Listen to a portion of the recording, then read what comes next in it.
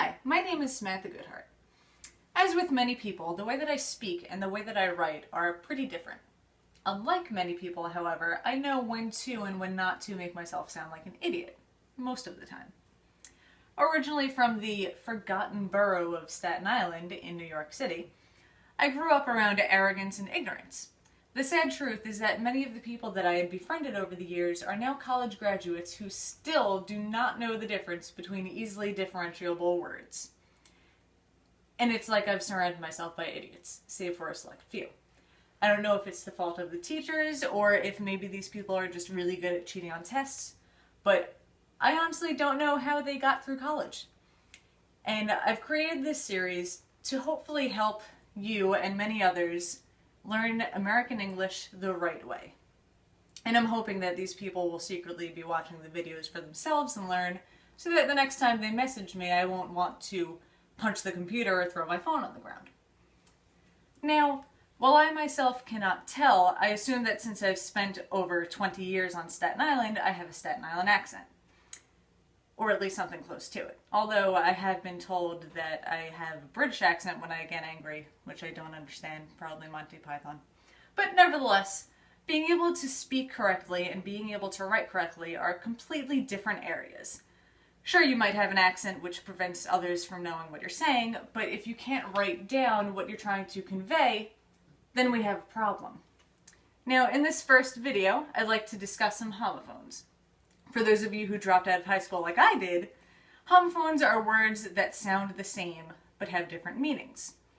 These are contrary to homographs, which are spelled the same and have different meanings, and also do not sound alike, like read and read, suspect, suspect. Are you confused? Well, that's okay, because you really don't need to know the terminology, you just need to know the other words. So today we're going to start with 3 T's. There, and there. Of course, as I'm saying this, you have no idea which ones I'm saying, but that's why we have this dry erase board. So the first one that we're going to do is T-H-E-R-E, there.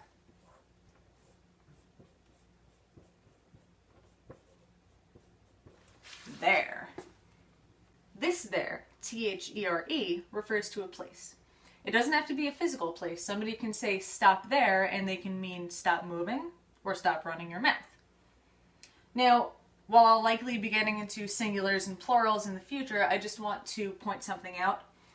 If you're referring to one thing over in that place, then you can say there is one thing. However, if there are many things, then you would say there are things. You can't say there are if there's only one thing over there that you're referring to. So, either way, both times you say it, it's spelled T-H-E-R-E. Now the next one that we're going to cover is T-H-E-I-R.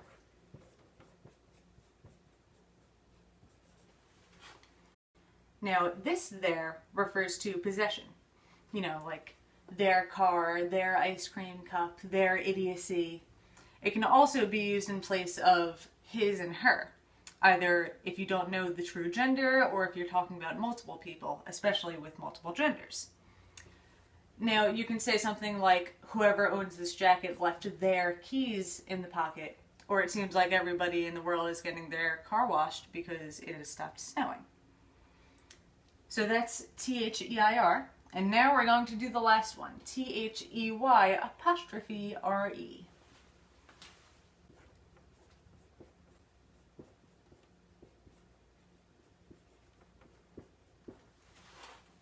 There. So now, as you can see, this is actually a contraction, this version of there. It's they are, joined by an apostrophe with the A missing out of A-R-E-R.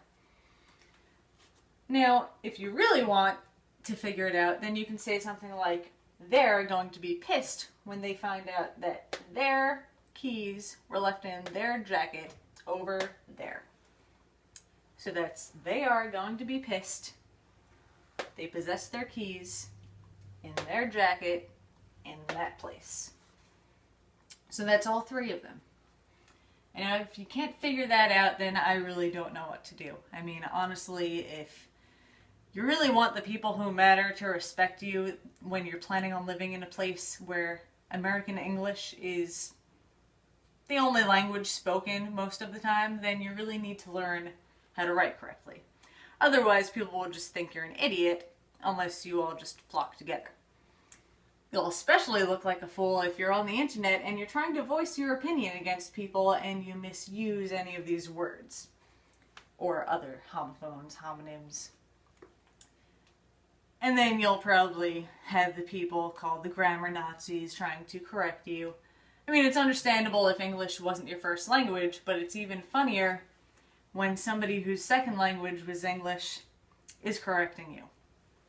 Now, I understand that sometimes you want to be lazy and abbreviate or what have you. Sometimes autocorrect corrects your words the wrong way. But try to be right. Don't be stupid, especially if you're trying to run a business or if you're writing to make a living. I mean, you can't be a journalist and not know what this is.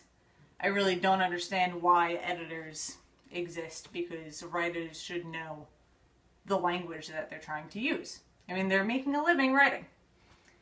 But anyway, so this was part 1. There. And I hope you stick around for the next ones, because if you're on the internet and you're using the wrong stuff, then I'm not going to be happy. So until next time, take care over there.